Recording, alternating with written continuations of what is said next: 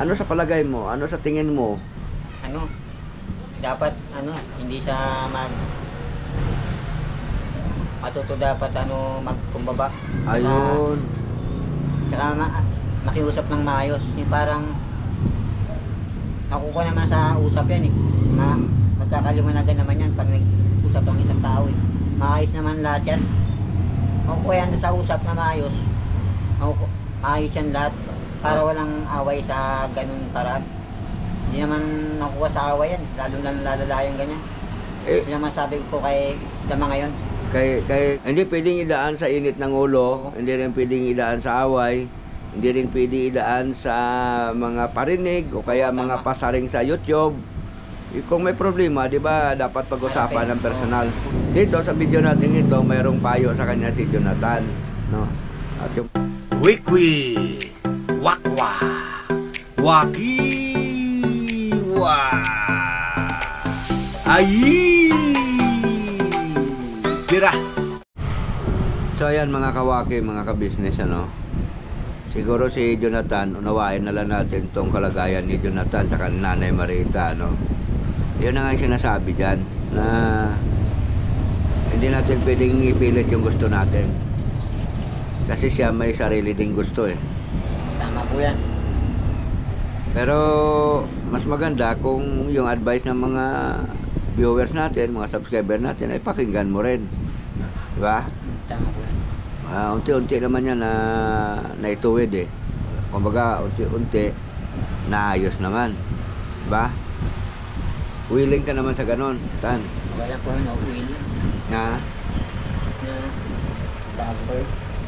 Ako, wala rin naman akong magagawa dahil nga nakita mo nung makaraan kung paano ko nilakad na may lagay kayo sa DSWD, kaya lang umayaw kayo. Yun nga mga kawaki, sa mga hindi pa nakakaalam, sa mga bago pa lang, tinulungan na po natin si Jonathan at saka si Nanay Marita na maipasok sa DSWD. Ang problema, nung kasalukuyang pinaprocess namin yung mga dokumento, bigla silang umalis, umayaw sila. Kaya siyempre gusto ko, ayaw nila, magagawa ko. Gusto nila sa gilid ng kalsada, doon sila nakatira. So siguro ang maganda dito na lang, kung sa mga tao na nakapanood nitong video ko na malapit kayo dyan sa kanila ni Jonathan, ikita nyo sila. Sa halip siguro na marami tayong sasabihin na kung ano-ano, kung mayroon tayo, abot na lang tayo ng tulong. Bahala na sila kung anong gagawin nila sa mga biyaya na binibigay sa kanila. Iharap mo kaya dito ng konti si Nanay Marita. Yan, ganyan. Iikot mo lang yan. Atras mo. Yan. Dito ka, Tan. Hindi, tama lang yan. Nay! Nanay ang tanungin natin, ha? Anong ayaw mo na doon sa binibigay natin Jenny na lipatan nyo na bahay? Bakit, Nay? Wala pa. Ano daw, Tan? Wala pa. Kaaway niya kasi yung mga bata eh. Saka mahirap talaga dun. Parang Kung ano pa man yung dahilan ni Jonathan, di rin natin masabi na nag-iinarte sila o kaya maarte sila o kaya namimili sila ng kanilang tirahan, kasi hindi po natin nakita yung location o kaya yung area na ibibigay sa kanila para pansamantalang tirahan. So dahil sa hindi natin nakita, hindi tayo makapagbigay ng komento na kung may sapat ba na dahilan na ayaw ni Jonathan tumira doon, o kaya Nanay Marita, kung may sapat bang dahilan para ayaw nila doon tumira, mga kawaki, mga kabisnes. Ang sa ngayon siguro, kung mayroon tayong may abot na tulong pagmamahal sa kanila, yun na lang siguro gagawin natin. Hindi tayo tutulong sa kanila dahil sa nababaitan kayo sa kanila o kaya naawa sa kanila, Siguro ang gagawin natin, kung tutulong mo tayo sa kanila, yung bilang Kristiyano, Yun na lang. A few inches later. Ika nga, kung mayroon ka, di abot. Kung wala, di wag. Si Jonathan naman, hindi namimili to eh. Kahit magkano lang eh, matanggap ito eh. Tumatanggap mo kahit magkano.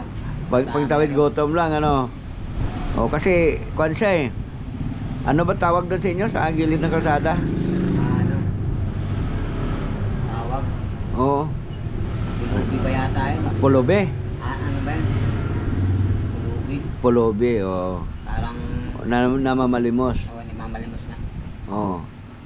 Ang marami kasing kumbaga nakapansintan, malakas ka pa naman daw. Bakit hindi ka daw magtrabaho? Ano ba masabi mo ron? Umiyak nga si mama. Pag akong tagal umiyak. Kailangan magpapaalam ako muna na O di magpaalam ka sa kanya. bungay. Tapos pag matagal nagagalit. At pag matagal, Ang gusto niya lagi ka sa tabi niya. madalya lang ako. Kaya alis akong paalam ako. Nandiyan agad ako mamaya, hindi ganun matagal. Pag matagal, parang nagagalit na siya. So, siguro nga, mga kabisnes, mga kawaki, kasi nga, may sakit si Nanay Marita. So, gusto niya, laging katabi si Jonathan. Kung biglang may pangangailangan ba, bigla niyang tawagin, nandyan agad. Ganun ba? Yun. So, intindihin na lang natin. Sa totoo lang, ganito na may sakit, bawa yung nanay nyo, ewan ko kung nakaranas na ka dyan na nagkaroon ng sakit yung magulang nyo, nanay nyo man o tatay, at paano ka nga naman makapagtrabaho niyan? Kasi alagain, bantay, hindi ka talaga makakapagtrabaho ng maayos, mga kawaki, mga kabisnes, sa totoo lang. Kaya ako, kahit kailan, ay inuunawa ko na lang to si Jonathan. Pansin mo tan? Pero personally, doon sa gawi niya, kung anong kanyang ugali, na gano'n nga, nakikita nyo, na sinasabi, tamad siya, mareklamo, o ano pa man. Para sa akin ha, hindi ako nagagalit sa kanya. Una, naunawaan ko naintindihan ko Napapansin mo yun, Tan? Di ba dami kami mga vlogger? Marami. Napansin mo ba na pinapagalitan kita sa bagay na yon? Hindi naman, hindi po. Oo, doon lang sa mga ibang aspeto yon, yung tungkol naman doon yon sa paglalakad natin sa barangay. Kaya may nasabi ako sa'yo. Pero yung sitwasyon nyo sa buhay, wala. Kahit na payo, pwede tayo magpayo. Pero yung punayan natin siya, bakit sa ganyan? Sino bang taong gusto na magiging ganito yung kalagayan? Di ba, Nay? Ikaw ba, Nay, gusto mo magiging ganyan? Di ba, hindi. Kung hindi ka lang nakasakit na ngayon, hindi naman sana magiging ganon kayo, ano? Kung hindi ka lang na-stroke, hindi ka lang nagkasakit. Oo, kasi masipag din to nung kuwan pa, no? Jonathan, ano?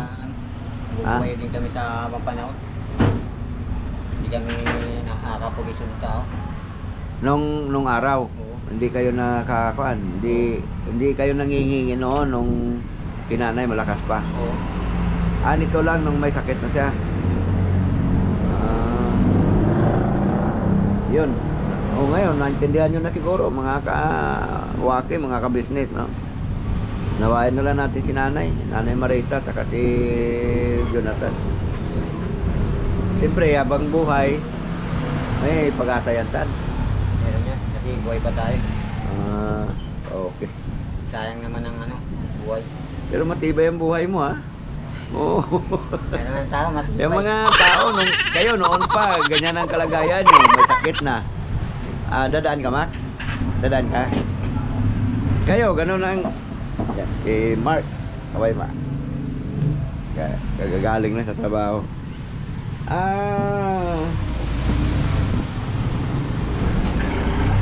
Kayo, mga ka-business, mga kawaki, dumating kayo sa, hindi naman natin yan, dumating man sa punto na sana wag naman mangyari. Yung kagayang sitwasyon nila ba? Wag sana dumating sa atin, ganun ano. Kasi, alangin naman, kailangan pa natin dumating sa atin yung mga ganun sitwasyon bago natin maintindihan yung kalagayan nitong mga ito.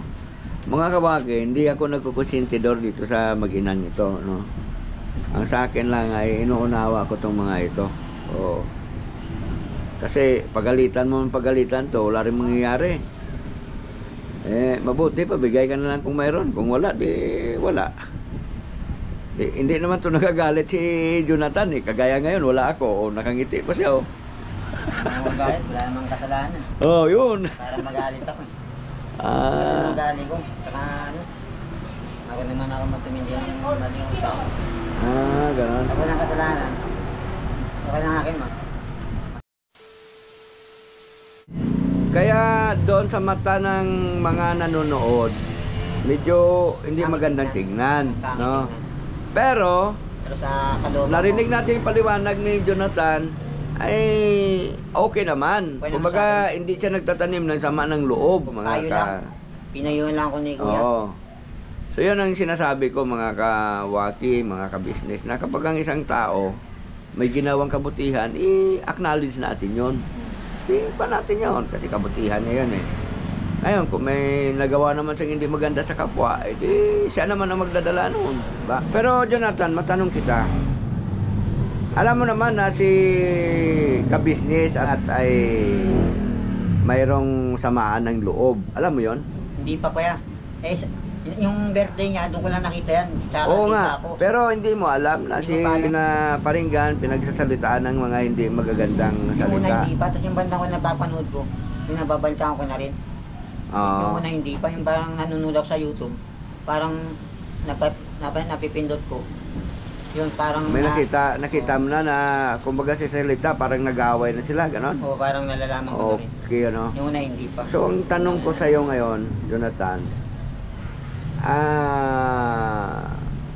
ano sa palagay mo? Ano sa tingin mo? Ano ba dapat? Dapat hindi siya matuto dapat magkumbaba. Ayun. Saka makiusap ng maayos. Yung parang nakukuha naman sa usap yan eh. Magkakaliwanagan naman yan pag nag-usap ang isang tao eh. Maayos naman lahat yan. Makukuha yan sa usap na maayos. Maayos yan lahat. Para walang away sa ganun paraan. Hindi naman nakukuha sa away yan. Lalo lang lalala yung ganyan. Hindi naman sabi ko kay Dama ngayon. Kasi, tama yun eh. Tama yung payo mo Jonathan, maganda yun. Usap lang yung maayos. Pag nausap lang yung maayos, di tapos na, maayos na, wala nang gulo. Kaysa naman, di ka nag-uusap, di matatapos yung gulo. Ganun yung usap lang ng maayos para maayos ang kugday ba? Hindi pwedeng idaan sa init ng ulo, hindi rin pwedeng idaan sa away, hindi rin pwedeng idaan sa mga parinig o kaya mga pasaring sa YouTube. Kung may problema, di ba, dapat pag-usapan ng personal. Usap sa face to face. Para mawala yung galit sa bawat isa, tama ba? Tama naman po Kuya. Yun. Tama. So ayan, sana mapanood ni yun natin, ano? Dito sa video natin ito, mayroong payo sa kanya si Jonathan, no? At yung payo ni Jonathan ay maganda. Kahit naman siguro kayo, nakarinig kayo ng sinasabi ni Jonathan, na-analisa nyo dyan siguro, mga mga ka-business na maayos. Kasi, kay ka-business, wala problema. Kahit anong mangyari pagka humingi ka ng tawa, di ba? Ikaw, ilang bisis ka na nagkamali doon, di ba? Mabait si Kuya ka-business. Ako, pag nagkamali ako, may ako sorry, nagpapatawad nila ako mag-asawa eh. Oo. Kaya, salita na usap lang. Parang humingi ka na ng tawad na sorry. Yun, papatawarin ka naman ni Kuya Kabis at ni Ate. O, Kaya nga ginawa ko sa kanila, pinatawad naman nila ako. Saka si ka-business, hindi nagtatanim ng panyo, ng sama ng loob. Oo. Di ba? Oo. Ikaw ba, saksi ka dyan? Kasi ako, kasi nangyari din sa akin yan. Yung kasalanan ko, humingi ako ng tawad sa kanya, pinatawad naman niya ako, pati si Ate. At saka hindi lang isang bisis, ha? Dami na rin. Oo, di ba? Dahil hindi noon, na- may mga sinabi ka rin na hindi maganda kay ka-business noon eh. Oo. Pero hindi na, tatapos na. Tsaka, hindi na rin ako pupunta rin kasi doon eh. Ayun. Kasi natulungan naman din ako eh. Yun, Okay na ibig- yan, sapat na sa akin yun. Ibig sabihin yung mga ginawang tulong sa'yo ni ka-business nung mga nakaraan ay sapat na. Sapat na, sobra pa. Marami na. Ayun. Lahat, tanda ko yun. Malaking bagay na rin yun. Kaya nagpapasalamat ako kay Kuya Kabisnes at si Ate Kabisnes. Pati yung mga kagwang, Oo. naging kaibigan ko rin yan eh, yung nandun pa ako eh. Oo. Sama kami natutuwa nga ako eh. Mga kalog. Yan, mga kagwang, binabati ko kayo. Papaya, yan, Tosbihan. Si Bugi-Bugi. Oo. Si Untoy. Ano yung Kuya Intoy. Kuya Untoy. Ako matanda tay. Tapos pwede na rin yung tati. At Ate Nika, Ate Jonjon. Oo. Si Bong. Oo. Ilang atay. Tsaka si Kuya Ranger yan, mabait din yan. Oo. Si? Kuya Ranger, nandun din yan. Oo. Kuya Ranger, dati, Ay, ano? shoutout kay Ranger dyan. Oo, Ha? Kuya Kay, Ranger, shoutout. kay Kwan, yung asawa niya, si Pam. Si Ate LB, shoutout. Binabati Oo. ko yan. Tsaka si kaibigan kong best friend. Thinking Buddy, yan, bait yan. Ayun. Yan din ako natuto. Tsaka Oo. panalo yan si Thinking Buddy. Oo, Kwan ka dyan talaga. Malaki Tsaka din si ang... meron pa isa pa. Sino? Papa Ding. Oh, yun. Yan, si Papa Dig lang. Tsaka si Steve. Ah. Yan, pinabati ko sa si Budang. Kay Kwan, kay Mrs. Ka Business, anong masabi mo?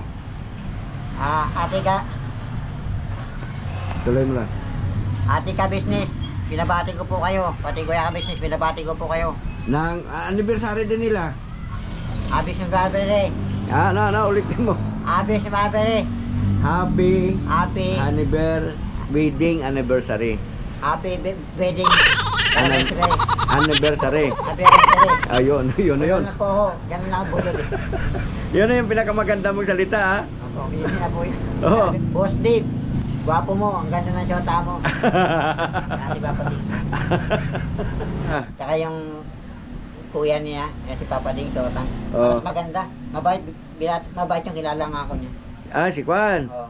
Si Bandara. si Bandara. Si Bandara pala pangalan mo ha. Yeah, Maganda, yeah. parang maganda rin mukha mo. Pinatay ka, sabi sa akin, nandun ako. Ay, John. Oh, Eunice ang si, pangalan. ay, Eunice pala. Basta Bandara. Ay, sabi sa akin, Jonathan, sabi ko, nabigla nga ako. Kilala pala ako, sabi ko doon kay Bayero ba yun? Kilala pala ako yun. Oo. Si Sotan ni Papa. Ayan, Bandara, may tagahanga ka talaga dito. tsaka Si yung Jonathan. Dalawa sila. Dalawa sila. Ang ganda eh. Gataw. Saan yung dalawa? Ayan. Kilala niyo pala ako eh. Kaya hindi sa Plaza Bite. Mababait sila, di ba?